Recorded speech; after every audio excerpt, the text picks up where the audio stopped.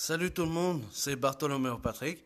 Alors on se retrouve aujourd'hui pour une nouvelle vidéo analyse critique de l'épisode 736 de One Piece intitulé La Terre tremble, la pire génération commence à bouger. Donc on est toujours dans un schéma classique avec un épisode qui est égal à un chapitre. Donc en l'occurrence ici ça reprend le chapitre 793 ainsi que quelques scènes rajoutées par les studios de la Toei. Alors comme d'habitude, j'ai passé les 5 traditionnelles premières minutes puisque de toute façon elles reprennent le générique et le résumé des épisodes précédents. Donc c'est un épisode qui continue à sa façon de marquer la fin de l'arc Dressrosa et qui nous présente les prochains événements et les changements à venir dans le nouveau monde. Alors dans un premier temps, nous avons un passage, c'est pas forcément ce qui est le plus important dans cet anime, dans cet épisode, où on voit Kyros et les Tontata, où Kyros annonce tout simplement la dissolution de l'organisation contre Doflamingo, parce que maintenant qu'il a été vaincu par Luffy, l'armée ne sert plus à rien. Bon, par contre, il y aura là un effort de reconstruction à venir. Donc voilà, c'était juste un petit passage qui était sympa, mais sans plus. Donc aussi, on a un petit passage qui a été rajouté par les studios, où on voit les Mugiwara avec Kanjuro et Bartholoméo aussi, qui sont à la recherche de Luffy, parce qu'il est pas très loin d'eux. Il est sur le toit avec Viola, Rebecca et Trafalgarlo. Donc ils sont en train de l'appeler pour le chercher. Voilà. Donc bon, c'est pas forcément un truc qui est vraiment très important. Donc ça, c'était les deux petits vraiment événements mineurs dans cet épisode, mais qui servaient pas à grand chose, juste à rallonger un peu l'épisode. Donc là maintenant on va parler un petit peu plus de ce qui était réellement important dans cet épisode. Alors nous avons comme un geste, alors du fait de la Dogeza de Fujitora ainsi que la chute de Doflamingo, le nouveau monde va se retrouver chamboulé. En effet, Fujitora a fait en sorte que tout soit filmé par Denden Mushi Video, ce qui fait que toutes les villes avoisinantes de Dressrosa ont eu vent de ce qui s'est passé sur l'île et sur le royaume. Et donc tous les journalistes qui étaient sur place, ils en ont profité pour éditer un flash spécial dans leur colonne. Donc du coup, le monde entier est au courant de ce qui s'est passé à Dressrosa. Par conséquent, tous les pirates qui étaient en relation avec Doflamingo pour le trafic de Smile veulent réparation et vengeance contre l'alliance Law-Luffy. Et tous les pays qui recevaient des armes sont dans l'obligation de capituler. Mais également se pose le problème de Kaido, l'un des 4 empereurs du Nouveau Monde, puisque c'était le principal client de Doflamingo, et que celui-ci ne va pas être content. On en apprendra plus dans le chapitre 730, dans l'épisode 739 qui devrait sortir le 1er mai normalement. Également, le geste de Fujitora avec sa Dogeza, au moment où il s'agenouille devant le roi Riku, rejaillit sur le gouvernement mondial et sur le Gorosei. Donc le Gorosei, c'est le Conseil des 5 étoiles.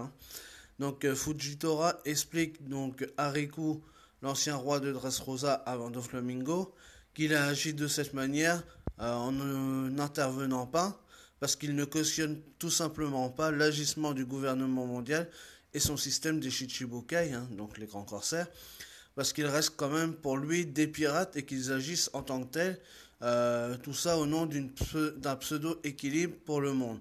Et que les pirates eux-mêmes, donc c'est eux-mêmes qui les ont sauvés avec Luffy, et grâce aux citoyens et aussi aux combattants du Colisée qui ont stoppé la mascarade qui était Doflamingo. Donc en parallèle de ça, on voit Akainu qui est à Marijois, en pleine discussion avec le Gorosei, à qui il reproche de manipuler le monde en faisant les quelles volontés des Tenryubito, qui sont les dragons célestes.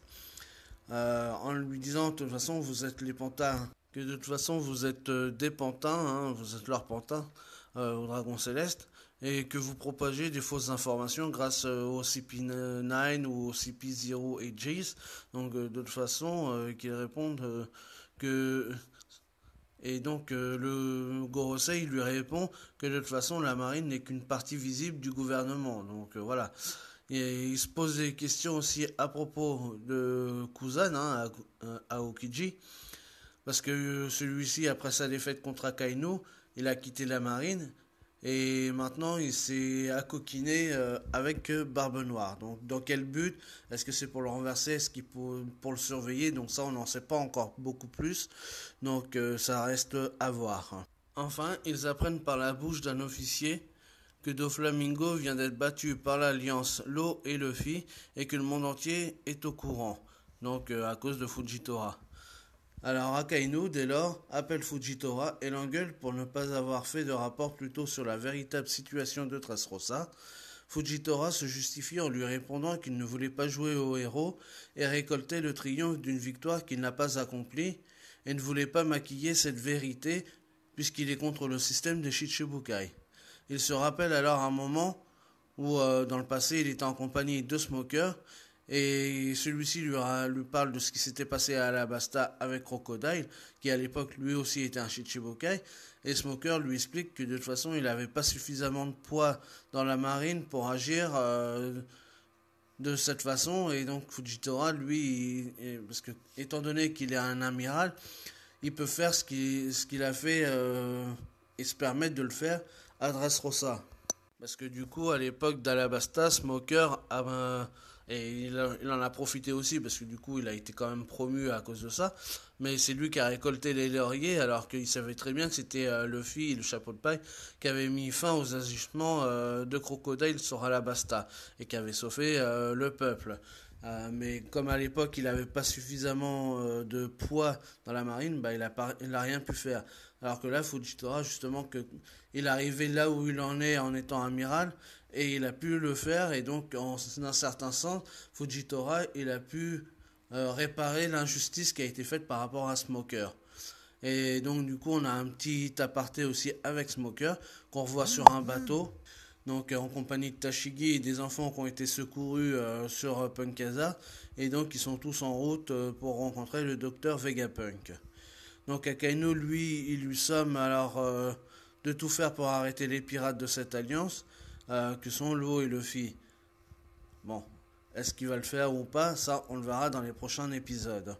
Enfin, les conséquences de cette défaite de Doflamingo nous montrent aussi un aperçu de ce que sont devenus les supernovas, c'est-à-dire tous les pirates qui ont eu plus de 100 millions de berries et qui sont arrivés en même temps sur Shabandi et qui font partie de la pire génération de pirates, hein, donc, qui est arrivée en même temps sur Shabandi il y a 2 ans. Hein.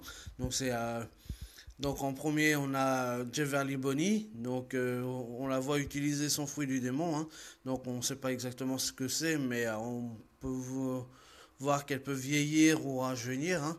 Et du coup, on la voit voler une pizza, et elle est en train de lire le journal, et elle est heureuse de faire partie de cette génération.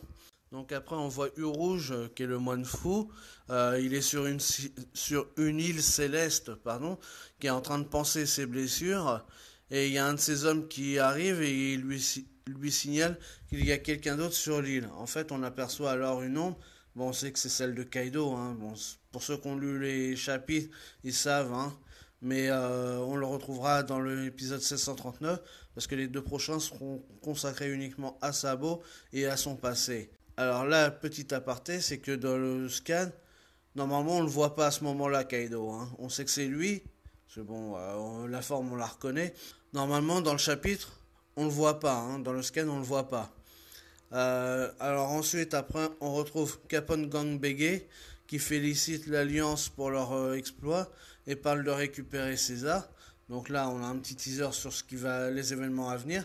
Donc c'est pareil que Kaido avec Rouge, c'est que là on retrouve Capone Gang Bege qui félicite l'Alliance pour leur exploit et parle de récupérer César. Donc là on a un petit teaser sur les événements qu'il va y avoir. Dans l'anime, on voit clairement qu'il est sur le bateau de Big Mom, alors que dans le chapitre, on aperçoit un bateau qui lui ressemble, mais qui n'est pas clairement réellement montré. Il est supposé, on voit juste une forme de bateau avec des gâteaux dessus et tout, mais c'est pas clairement dit que c'est celui de Big Mom. Alors que là, dans l'anime, on voit carrément, parce que sur la voile, c'est écrit Big Mom. Donc il y a encore une petite différence là aussi. Ensuite, on a le trio infernal, hein, donc, qui est la deuxième alliance avec Kid, Apo et Hawkins, plus Killer, parce que Killer c'est le second de Kid, Mais comme Zoro, il fait partie des Supernova, hein, parce que tous les deux ont une prime de plus de 100 millions. Et donc on découvre que leurs intentions et leurs ambitions sur le Nouveau Monde et leur alliance sert tout simplement à vouloir faire tomber la tête d'un Yonkou qui n'est autre que Shanks le Roux. Parce ils ont bien compris que l'eau et Luffy, leur alliance, sert à faire tomber la tête de Kaido. Donc ils sont contents parce qu'ils n'ont pas la même cible. Et enfin, on retrouve X-Drake qui, après avoir combattu Scotch, donc c'est un homme de main de Kaido, hein, un cyborg, dont on ne sait pas ce qui s'est passé par rapport à leur combat, on ne sait pas c'est qui a gagné. Donc ce qui est sûr, c'est qu'ils sont tous les deux vivants, parce que dans les mini-aventures de Caribou, on les a revus tous les deux. Scotch se faisant battre par Caribou, mais Drake revient après pour battre Caribou et donc sauver certainement Scotch. Donc du coup, les deux sont vivants. Est-ce qu'ils sont devenus alliés?